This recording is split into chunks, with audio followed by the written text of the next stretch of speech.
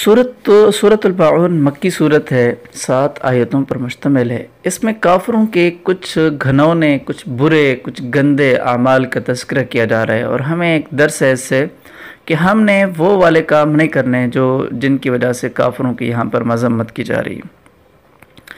اللہ تعالیٰ ارشاد فرماتے ہیں، دیکھیے، بسم اللہ الرحمن الرحیم،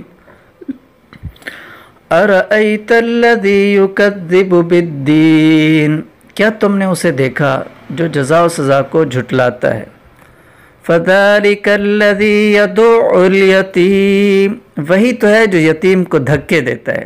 کئی کافروں کے بارے میں روایت ہے کہ ان کے پاس کوئی یتیم خستہ حالت میں کچھ مانگنے کو آیا تو انہوں نے اسے دھکے دے کر نکال دیا۔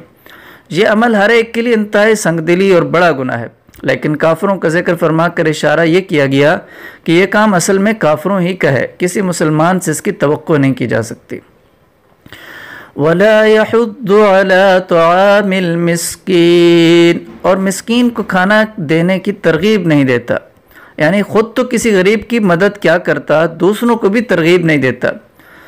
فَوَيْلٌ لِّلْمُصَلِّينَ، پھر بڑی خرابی ہے ان نماز پڑھنے والوں کی، الَّذِينَ هُمْ عَنْ صَلَاتِهِمْ سَاهُونَ، جو اپنی نمازوں سے غفلت برتتے ہیں۔ یعنی نماز سے غفلت برتنے میں یہ بھی داخل ہے کہ نماز پڑھے ہی نہیں، اور یہ بھی کہ اس کو صحیح طریقے سے نہ پڑھے۔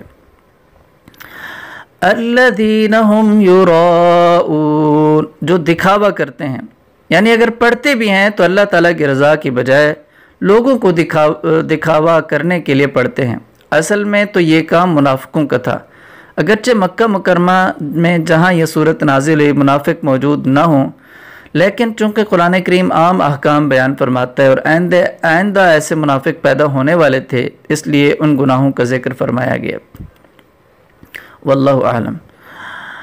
وَيَمْنَعُونَ الْمَاعُونَ، اور دوسروں کو معمولی چیز دینے سے بھی انکار کرتے ہیں۔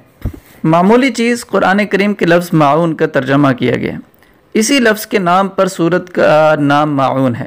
اصل میں معون ان برتنے کی معمولی چیزوں کو کہتے ہیں جو عام طور پر پڑوسی ایک دوسرے سے مانگ لیا کرتے ہیں، جیسے برتن وغیرہ۔